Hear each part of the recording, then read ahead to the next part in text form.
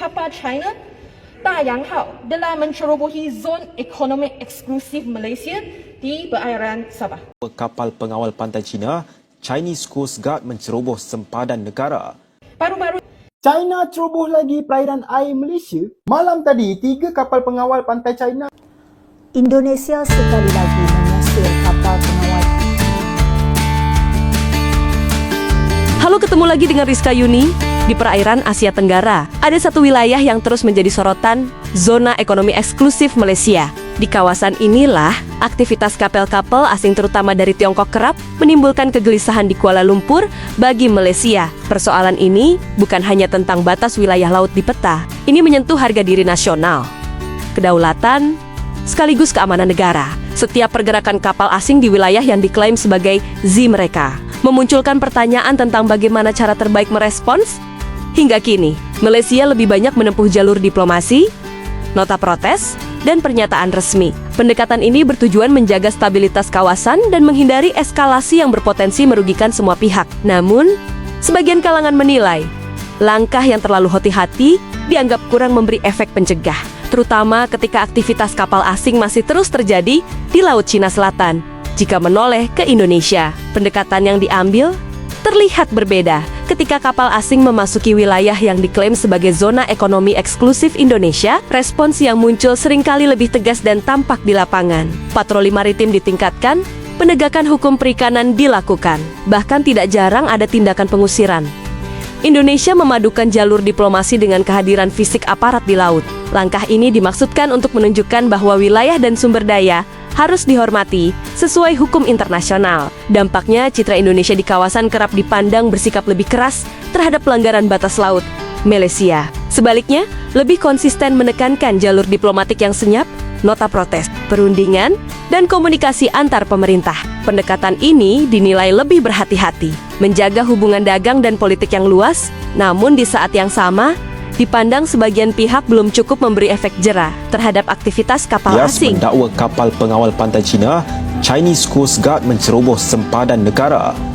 Sementara itu, Angkatan Tentera Malaysia ATM diminta bersedia menghadapi sebarang kemungkinan susulan amaran China yang mahu sebarang aktiviti cari gali minyak dan gas di perairan Laut Cina Selatan dihentikan.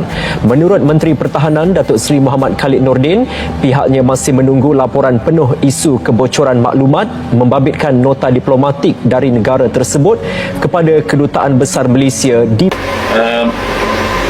masing-masing ada tuntutan di kawasan Laut Cina Selatan. Tuntutan bertindih ini antara 5 negara masuk kita, dan masing-masing ada basis, ada sebab kenapa mereka menuntut kawasan.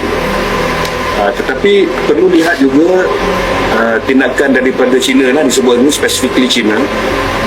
Dia banyak menghantar kapal-kapal daripada Coast Guard. Kapal-kapal perang jarang ke sana. Sekali-sekala dia akan lalu mungkin untuk transit dan sebagainya, tetapi permanently memang ada di sana ni kapal-kapal dari Coast Guard. Tapi Coast Guard China ni bukan macam Coast Guard kita lah. Coast Guard China ni 5,000 tan beratnya, besar daripada kapal perang kita tu sendiri. Jadi mereka boleh berada di laut tu sampai 45 hari, 50 hari mereka boleh ada. Dan konsisten dia mereka ada. baru-baru ini kapal China 大洋号 telah mencerobohi zon ekonomi eksklusif Malaysia di perairan Sabah. Ini bukan kali pertama kapal China mencerobohi perairan Malaysia. Satu tindakan yang jelas mencerminkan pendirian China menuntut kedaulatan di Laut China Selatan. Saya tidak berhasrat merungkai betapa tidak masuk akal tuntutan China tersebut.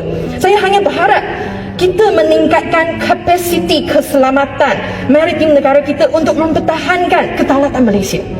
Erti peningkatan kapasiti ini bukan sahaja melibatkan tentera laut di Raja Malaysia. Ini juga melibatkan agensi kerajaan lain seperti Agensi Penguatkuasaan Maritim Malaysia APMM, Jabatan Perikanan dan sebagainya. Untuk mengelakkan pembaziran wang, rakyat memandangkan setiap agensi akan meminta dana untuk membeli kapal baharu dan sebagainya bagi kawalan keselamatan maritim kita. Korang tahu tak, daripada 2020 sampai sekarang, kapal perang China telah mencerobohi kawasan Malaysia di Laut Cina Selatan sebanyak 88 kali. Semua benda ni jadi sebab kerajaan China kata Laut Cina Selatan tu milik mereka. Maksudnya, apa-apa yang ada di Laut Cina Selatan tu sepatutnya milik kerajaan China. Soalan dia sekarang, apakah kerajaan perpaduan hari ini akan buat sebagai tindakan untuk menghalang pencerobohan yang akan jadi sekali lagi? Kita kena pastikan kerajaan untuk buat tindakan secepat mungkin sebelum semua aset-aset negara kita di Laut Cina Selatan habis semuanya hilang. China ceroboh lagi perairan air Malaysia. Malam tadi, 3 kapal pengawal pantai China dikesan menceroboh ZEE Malaysia dekat perairan Sarawak. Kapal yang terlibat CCG 5302, 5304 dan 5306. Yang paling berani, CCG 5304 ni dilaporkan sampai 50 batu nautika daripada pesisir pantai Sarawak tau. Yang lagi pelik, 5306 dan 5302 ni dah keluar masuk sejak 12 Oktober lagi tau. Dah macam tukar shift dah nak jaga kawasan orang. Tapi kenapa China buat macam ni? Of course lah nak tunjuk kuasa dan nak claim tu kawasan dia lah. So bila dia hantar China Coast Guard ataupun CCG, itu tanda halus lah. Padahal kawasan tu termasuk dalam ZEE Malaysia dan juga kawasan minyak dan gas yang kita kongsi dengan Vietnam. Kes ni juga sebahagian daripada pertikaian Kepulauan Spratly, di mana Malaysia sekarang ni berdepan dengan 5 negara serentak: China, Vietnam, Filipina, Indonesia dan juga Brunei. Jadi kesimpulan dia, Malaysia ni memang kena tegas dalam mempertahankan kedaulatan laut kita. Kontrasnya sangat terlihat jika dibandingkan dengan Indonesia. Ketika kapal asing masuk tanpa izin, Indonesia tidak ragu mengerahkan TNI AL dan langsung mengusirnya keluar wilayah perairan nasional. Pendekatan tegas ini membuat China jauh lebih berhati-hati di Laut Indonesia karena ada konsekuensi nyata yang langsung dirasakan di lapangan, bukan sekadar nota keberatan di meja diplomasi. Indonesia sekali lagi mengusir kapal pengawal pantai China di Laut Natuna Utara, mencetuskan satu lagi ketegangan berhubung sempadan maritim. Jurucakap Badan Keamanan Laut Bakamla, Kapten Yohanis Antara, mengesahkan insiden itu berlaku kemarin. Beliau mendakwa ketika KN Pulau Dana 323 berkomunikasi dengan kapal China melalui radio, kapal CCG 5402 mendakwa ia sedang melakukan rondaan di perairan itu dan meminta kapal Indonesia supaya tidak mendekat demi keselamatan pelayaran. Namun permintaan itu tidak diendahkan oleh KN Pulau Dana 323 yang bekerjasama dengan kapal peronda Tentera Laut Indonesia KRI Sutedi Senaputra 378 dan KRI Bontang 907. 这里是中国海警5自动2舰，这里是中国海警5自动2舰，这在中华人民共和国管辖海域巡逻航行，请与我保持安全距离。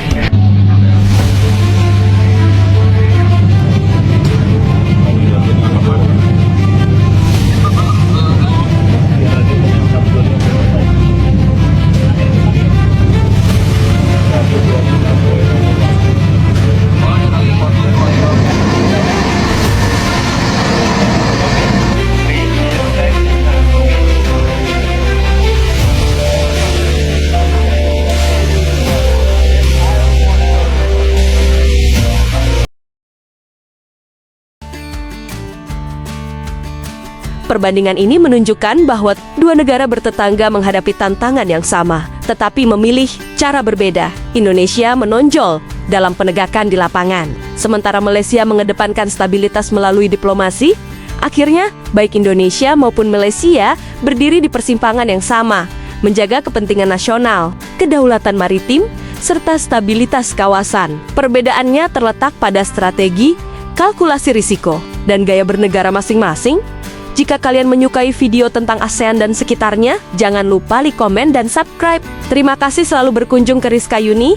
Sampai jumpa di video selanjutnya.